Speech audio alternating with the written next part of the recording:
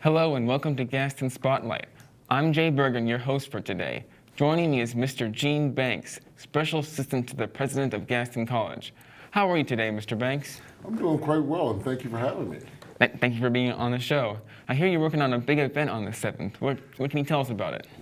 It is going to be a big event. It's going to be one of those events that's going to cause us to have more bonding and solidarity. We're going to have a game, the Honey Hunters, which is the new Gaston minor league baseball team, and the Fuse. We're working with some partnerships so that the faculty, staff, and students will all go down, and we're going to have our own left side. So we're going to have a nice big party there, and what is going to be done, the reason why this came up was because of the fact of trying to have a lot of unity. And now we got the new branding. We got the blue and gold, blue and yellow. I got to be very, very clear. And we have a mascot called a rhino. That's awesome. So we want to be able to expand that to the Gaston County community, and but more so amongst ourselves, having a good unity. And that's when I came up with this idea, and I talked to the owner, Brandon Bellamy, and then his director of operations, Veronica Gion, and they thought it was a great idea. It's also expanding out, having a partnership with the Honey Hunters and then with us, and doing some things in the future. I can't wait. It's going to be exciting. All of Gaston College and faculty, staff, and students together on one side, cheering it on. That's what it's all about. Who's going to throw out the first pitch? Well, I was going to keep that a secret, but we have to have the leader of all leaders, Dr. John Hoosier. So he would be the one that's going to throw out that pitch, and he's got some skills. He's got some skills. I'm excited to see it. I hope I can. You have to be there. Oh boy, no, that's pressure. Okay. So I read that. So will Gaston College be playing at the Fuse Stadium, or is this just for the Honey Hunters? Well, this is the Honey Hunters game. They're having close to in 3 days after that. They'll be closing out their season. So okay. It's really their game, but I chose that game for the fact that it is close to the very end, and this was a great time for us to express the brand and get everybody together to start a new page, new chapter with the new branding. All right, cool. Mr. Banks, tell us a little about your playing career in college and professional basketball. I stunk. Well, I read that you were Duke's first African American All-American, and you Well, came to a small school as a young man, and you led them to a national championship in your freshman year. Yeah, well, I come from West Philadelphia, the same West Philadelphia born and raised Will Smith thing. Matter of fact, we lived in the same neighborhood. I went to West Philadelphia High School, and I was very fortunate and blessed to have a team that was the national champions throughout the nation. And then myself and Albert King became the top two players in America. I had a chance to go anywhere I wanted to go, and for some reason, Duke came into play because of an English teacher of mine at my high school. He wanted me to go visit the school. I didn't know much about Duke, didn't know much about the South too much. I knew Duke was in last place for 4 or 5 years, but they were in the ACC. And he just said, go visit the school. He says the architecture and the academia is better, and I was like, okay, whatever. To get him off my back, I decided to go visit Duke out of my 6 visits that you're allowed. And I saw it. It was very quaint. It was very nice. And being there, I said, you know what? I can really make this team a national power.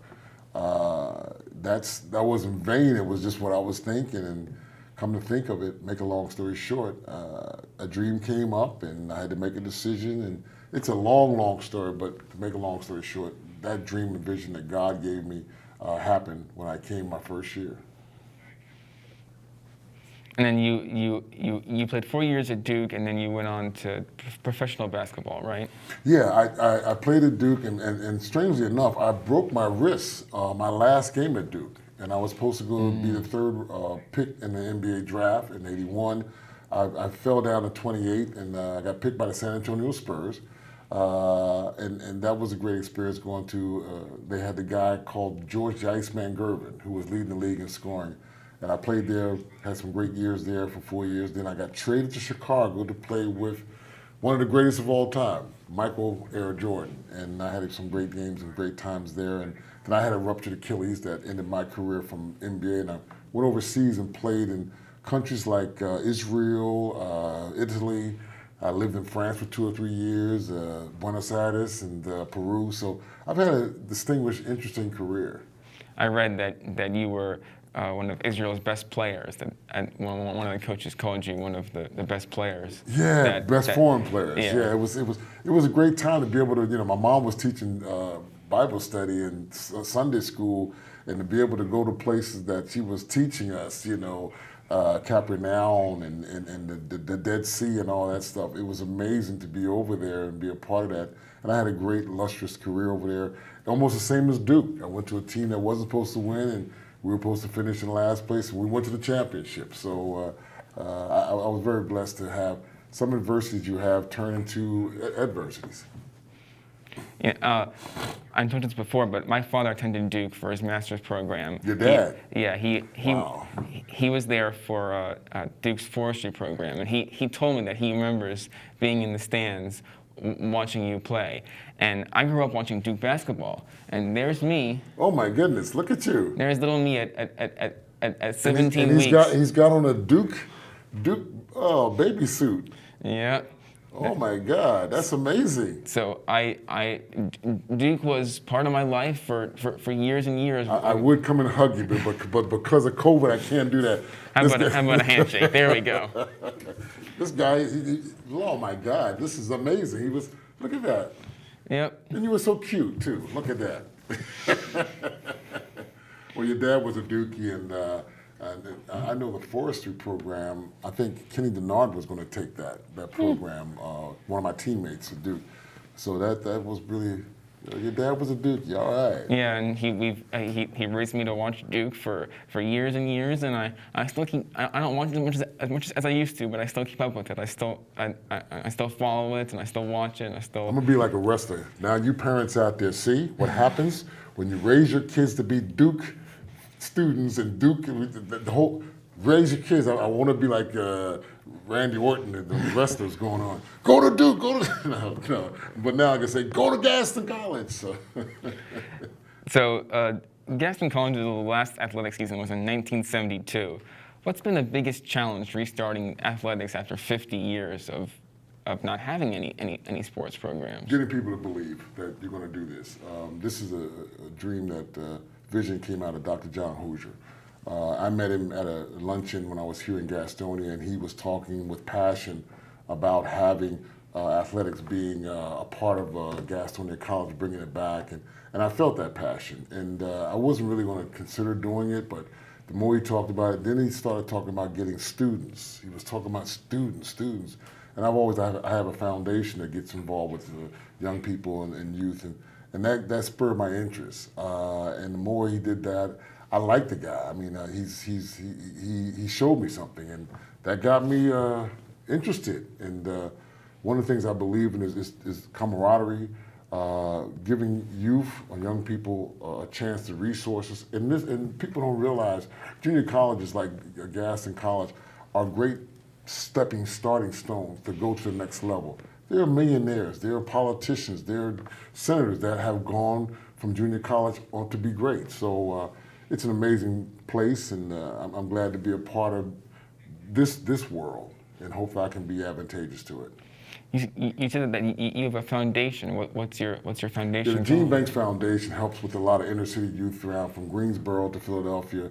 We help a lot of kids that are disadvantaged, not so much disadvantaged, but they don't have resources. And it's just a thing of being able to have awards. You got to award people when they do good things. And you got to also discipline when they don't do certain good things. So I'm revamping that. I put it to the side for the time being to focus more on Gaston College, but I'm going to bring it back, and I'm going to utilize it as well here at the Gaston College community. What's your goal for the future of the athletics program here? What do you see us becoming in the future? One, having a big rivalry with Catawba Valley College. The president that's there is he and the president, John Hoosier, have something that they played back in the day. It's really amazing. They were competitive and have a partnership against them. Definitely everybody likes to have championships, but we want quality young men and young women.